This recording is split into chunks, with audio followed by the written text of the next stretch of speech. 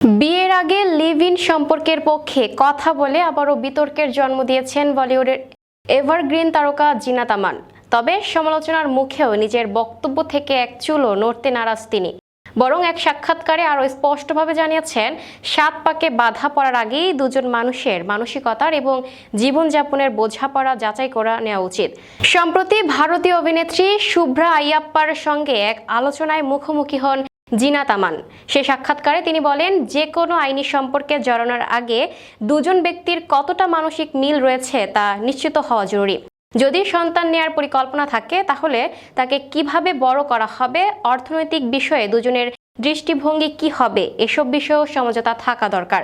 তার ভাষায় ১৫ বছর অসুখী থাকার চেয়ে ৫ বছর আনন্দে থাকা অনেক বেশি ভালো। এর আগেও ইনস্টাগ্রামে এক দীর্ঘ পোস্টে জিনাত আমান লিখেছিলেন, কেউ যদি সম্পর্কে থাকেন তাহলে বিয়ের আগে অবশ্যই একসঙ্গে থাকার কথা ভাবা উচিত। এ পরামর্শ তিনি তার ২ ছেলেকেও দিয়েছেন। একই সঙ্গে সম্পর্কের অতিরিক্ত রোমান্টিক প্রত্যাশার সমালোচনা করে তিনি বলেন, হানিমুন পর্ব সারা জীবন চলে না, তাই বাস্তব পরীক্ষার পরেই কেবল পরিবার ও রাষ্ট্রকে সম্পর্কের অংশীদার করা যুক্তিযুক্ত। এদিকে লিভ ইন ইস্যুতে জিনাত আমানের এই মন্তব্যকে সহজভাবে নেননি আরেক প্রবীণ অভিনেত্রী সায়রা বানু। তার কড়া সমালোচনা করে সায়রা বলেন, সামাজিক যোগাযোগ মাধ্যমে সস্তা জনপ্রিয়তার জন্য জিনাত কুলাইনটি সাজবার চেষ্টা করছেন।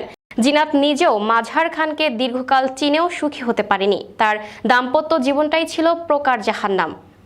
প্রিয় দর্শক, এই ছিল আপ টু ডেট নিউজের সর্বশেষ সংবাদ। পরবর্তী সংবাদ সবার আগে পেতে আপ টু ডেট নিউজের ফেসবুক পেজ এবং ইউটিউব চ্যানেলের সাথে থাকুন। ধন্যবাদ।